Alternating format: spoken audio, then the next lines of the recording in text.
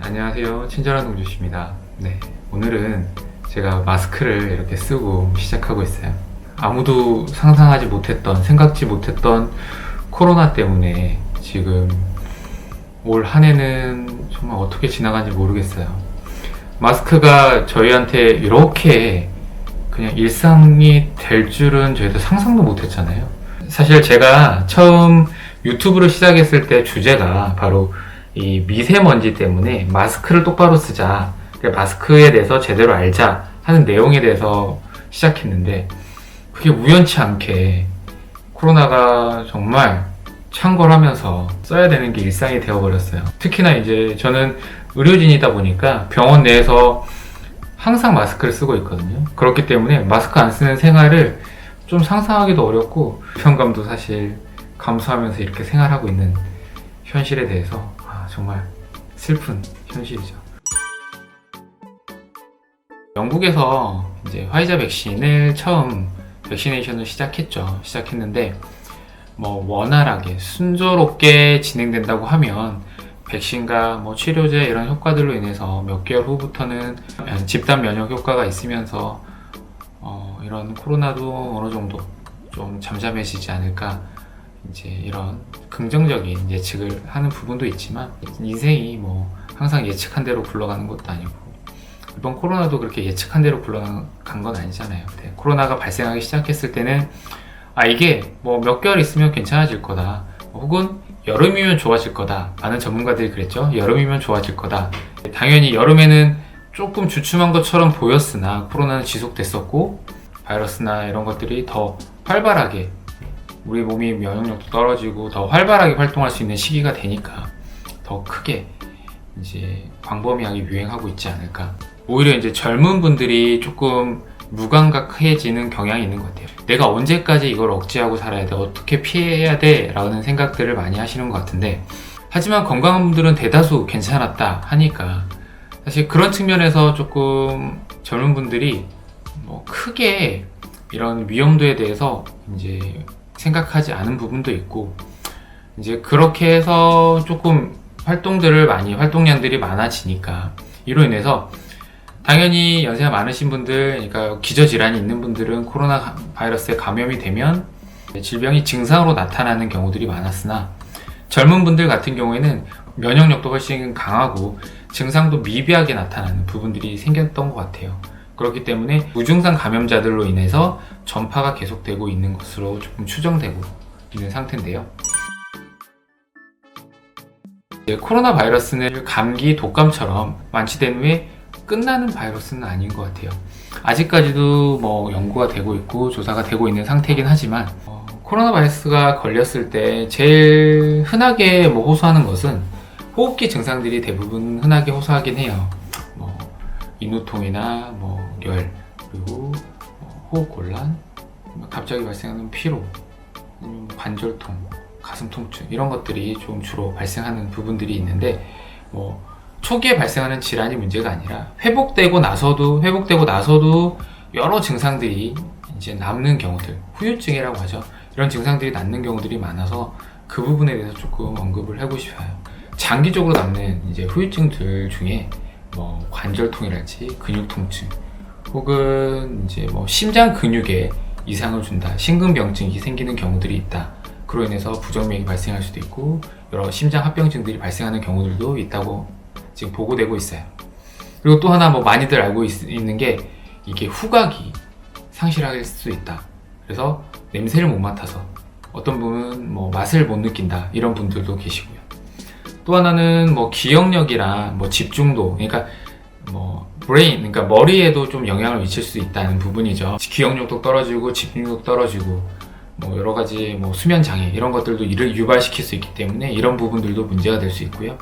이게 뇌에 영향을 미치기 때문에 장기적으로 봤을 때 알츠하이머나 파킨슨이나 이런 질환들이 발생할 위험도도 상승할 가능성이 있다라고 전문가들이 얘기하고 있어요. 그리고 머리가 빠진 탈모가 생긴다든지, 이건 진짜 큰 문제죠. 안일하게 생각하시면 안 된다라는 걸 좀 말씀드리고 싶고요. 최근 들어서 이제 문제가 되고 있는 게 이제 가장 많이 생기는 감염 이제 원인들을 보게 되면 이제 지인 모임이나 가족 모임, 그러니까 가족 간 혹은 지인 간 이제 모임이나 이런 만남에서 생기는 거죠. 가족 간의 뭐 모임에서도 제가 아까 집에서 마스크를 이렇게 쓰고 있었는데 실적으로 이런 상황이 계속된다고 하면 가족 간에 있을 때도 마스크를 써야 되는 상황이 생길 수도 있을 것 같아요. 그만큼 그 비율이 높고요. 어떻게 생각하면 당연한 굉장히 밀접한 상태에서 마스크를 벗고 대화를 계속 하는 경우들이 많고 좁은 공간에서 사실 집이라는 공간에서 아니면 한정된 공간에서 있기 때문에 그런 측면에서 사실 감염될 이제 확률이 굉장히 높아지는 것 같아요. 그 다음은 뭐 직장에서 감염되는 경우들도 흔하고요. 연세가 많으신 분들에서는 뭐 그런 부분도 있지만 병원 치료나 병원에 입원하는 경우들이 많기 때문에 병원 감염도 꽤 많이 생기는 것 같아요. 근데 이 부분을 사실 굉장히 그 고리를 끊는다는 거는 정말 어렵다는 생각은 들어요. 하지만 이제 원래 이제 집에서 같이 생활하는 가족 간의 관계 그 고리까지 끊을 수는 없지만 하지만 친척이나 혹은 지인 간의 모임 같은 경우는 이제 최소한으로 하는 게 좋지 않을까. 현 시점에서는 사실 삼가시는 게 좋을 것 같다는 생각이 들고요. 그 체육 활동이나 여가 활동 하시면서 이제 감염되는 비율도 꽤 높은 비율이 생겼거든요. 이제 활동력이 왕성한 그런 이제 20, 30대 분들에 있어서는 뭐 가족, 지인 간 이제 감염, 그 다음 직장 생활, 그 다음 3위 정도가 여가 생활 혹은 이제 체육시설에서 감염되는 경우들이 많았거든요. 이 부분도 사실은 코로나 블루라고 하죠.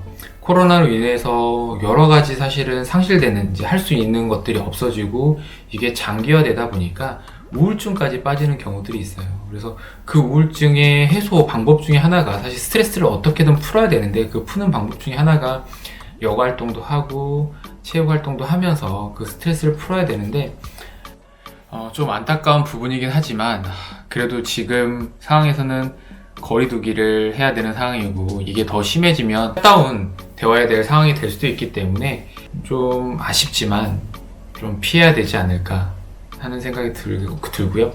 저는 이제 요즘 딱 하고 있는 게 하루에 10,000보를 걷자.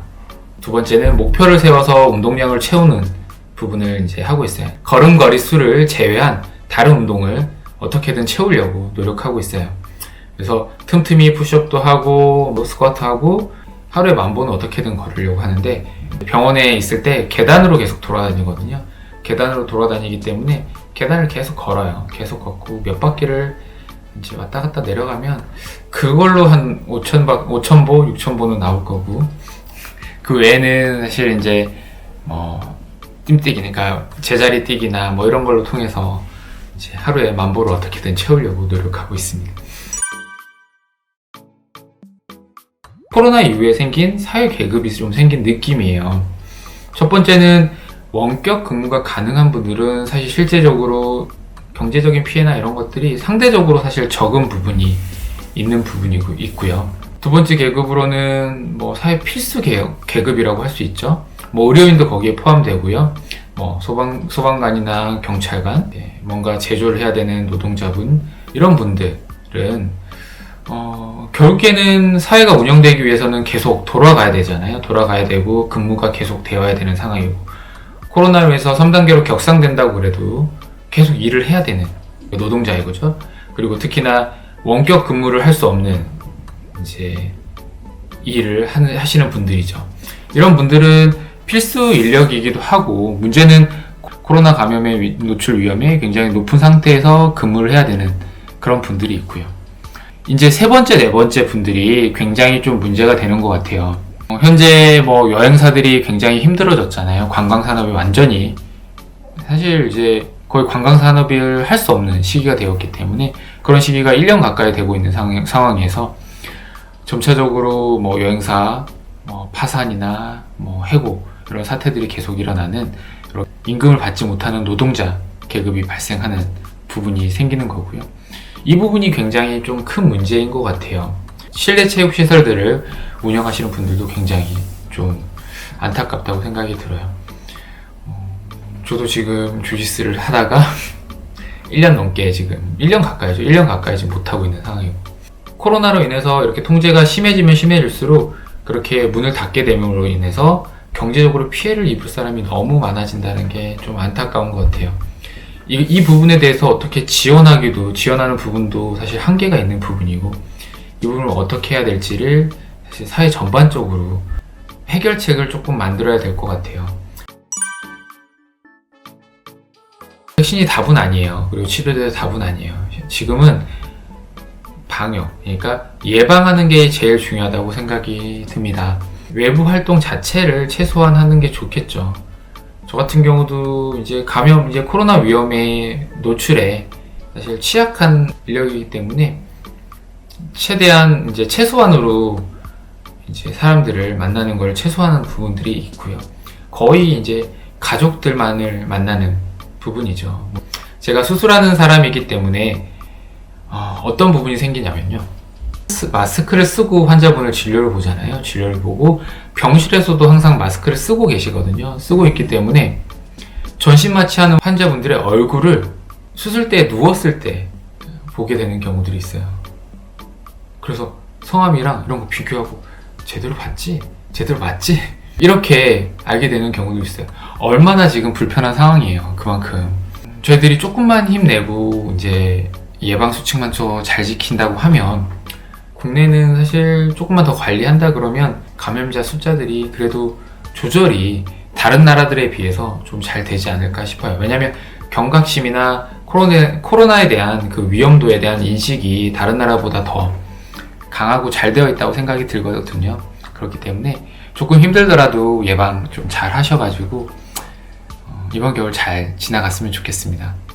저도 내년에는 조금 더 이제 마스크 안 쓰고 생활할 수 있는 환경이 좀 만들어졌으면 좋겠네요. 그리고 아이들도 날씨가 좀 따뜻해지면 밖에서 좀 뛰어놀 수 있는 환경이 빨리 이제 될 수 있었으면 좋겠다는 작은 바람을 가지고 이 영상을 마치겠습니다.